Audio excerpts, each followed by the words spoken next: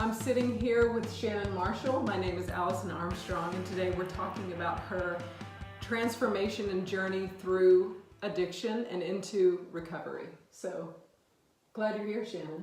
Thanks for having me, Allison. Okay, so Shannon, we're going to dive right in today, and first we're going to start at a point and then kind of work our way back. So I'd like to start at that moment where you decided something's got to give, my life needs a change. What that exactly that looked like, and do you have that moment? Was there a pivotal second or moment that something happened and you knew, I can't do this anymore?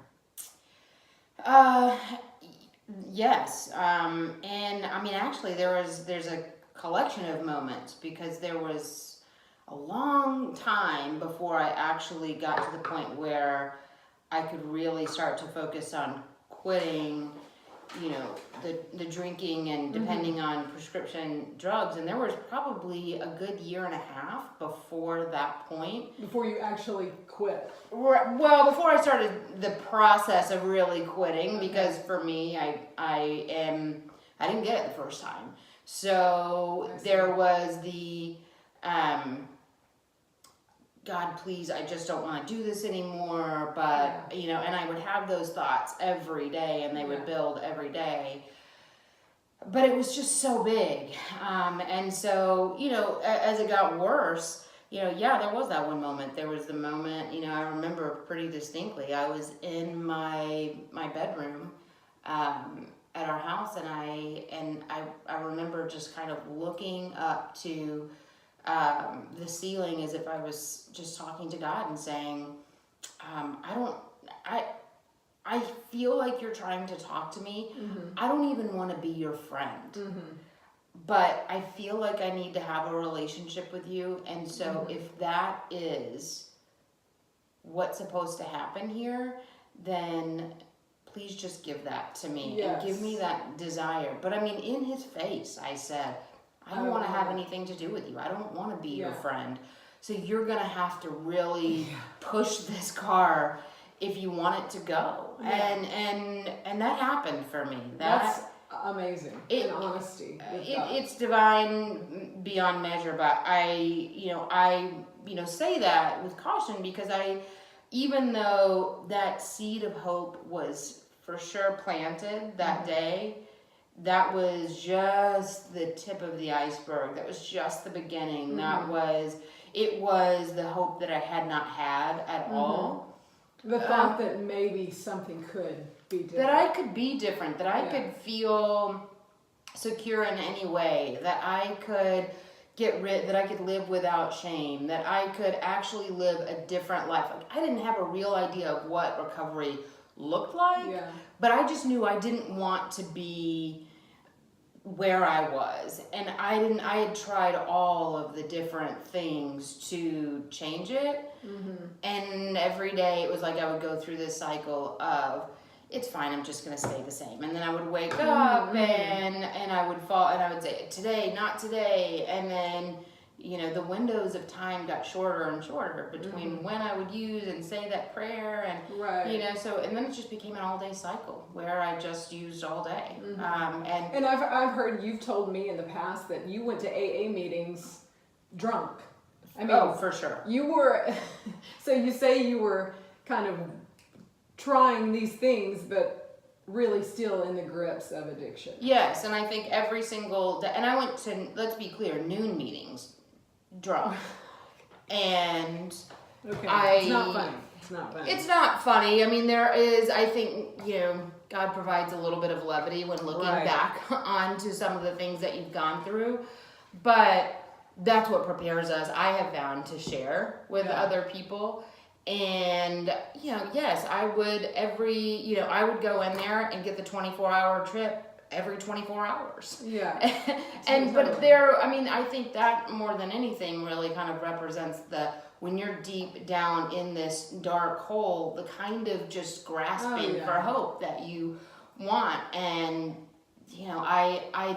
I think back now, this is when we lived in DC, and I think back now to the people that were talking to me, and I truly thought I had them fooled. And when I go to meetings now of any kind, I clearly know the person that's Right. sitting there and has gone to the bar or stopped at the Right. store before. That's not, I mean, I'm not. And where you're still happy they're there, quite frankly, right? No question. No Yeah. place I'd rather them be. Yeah. For sure. Okay. For sure. So at this point, you really realized, well, I don't know. At this point, you've done these things. Did you really want to change, or why? Why did you want to change? I mean, you obviously had a family and a husband. You had these reasons, but what was it that said, no, life is worth it? I think it was really looking around, and I wish so much that I could say it was my family. It was looking at them and saying they're worth it. I gotta tell you, that wasn't it. I wasn't capable of grasping how amazing and what a blessing. I could not, that's what it does to you. I wasn't able to see the full picture. I was able to see right in front of me. And that's a great answer for the loved one of an addict, because we think, how can they not do this for us? How can they not do this? This makes me furious. They have children. And you're saying, listen, that's how gripping it is. The power of addiction doesn't just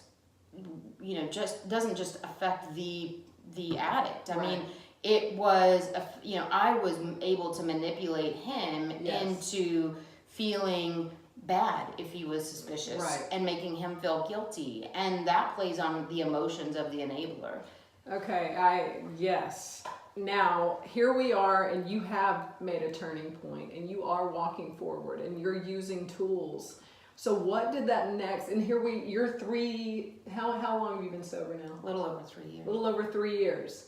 I know, because I know you personally, you still have very hard days, but I also know that you have things in place, so when those hard days come, you use your tools. Right. You have a toolbox and you use your tools. So talk us through what some of those tools are, and how do you make it out of that space so that you don't turn back? Well, I in the beginning was very hesitant to tell anybody that I struggled with this. I mean, I already got into this place because I carried a lot of shame, and I thought that I was going to feel more shame by sharing it with people. And I felt a little bit of resentment actually towards my husband, because he really wanted me to share it with people. But I knew that as the loved one, it was a little bit of a control mechanism, because he wanted, he travels for work a lot, and so he wanted kind of eyes and ears on the ground. Which I get. Absolutely, I get. But that also can't work. And so I felt a little bit of resentment. I thought, no, we're not going to do that. You want me to tell them. I'm going to do this in my own time. Yeah. I think you have to figure out what, as unique as the addiction is for you, so are the coping mechanisms, and so are the new things that you bring into your life. Not everybody loves yoga. Not everybody is going to meditate. Not everybody's going to pray all day long. I mean, there are things that you have to figure out for yourself. There are those are kind of the abstract, but there are some very concrete things. And I find community, and whether that's Celebrate Recovery, whether that's AA, whether it is sponsoring someone, whether it is I'm very open with my struggles with addiction, and I will tell you that social media has really given us a platform to talk to people and to help others. And so for me, because I'm open, which is, by the way, a 180-degree difference from where I was. All I knew how to do before was to hide and to lie and to deceive. So this feels a little unnatural, but I do it because in sharing it the first time, I felt a little bit of freedom. I felt a little bit of healing. But what came with that was people who I didn't even know were watching me reach out to me and say, I'm struggling with this. And it may not have been addiction. It may not be, it may be that their loved one was. It may be have nothing. It may be that they have, they're hiding they just may want to tell a secret, but Yes. they felt like they could. And I think from that moment on, I thought, if this helps one person, Yes. I don't care who judges it. Absolutely. I don't care one person. I don't care who has a negative thing to say. They would find something negative to say about anything if they're going to. But if it helps one person, I feel like that's part of it. That's the gift of recovery, Yes. that God reaches down and says, here's what I'm doing Yes. for you. And in turn, once you're at a place to share, I expect you to. That didn't come without time. Yeah. And I don't do it perfectly every day.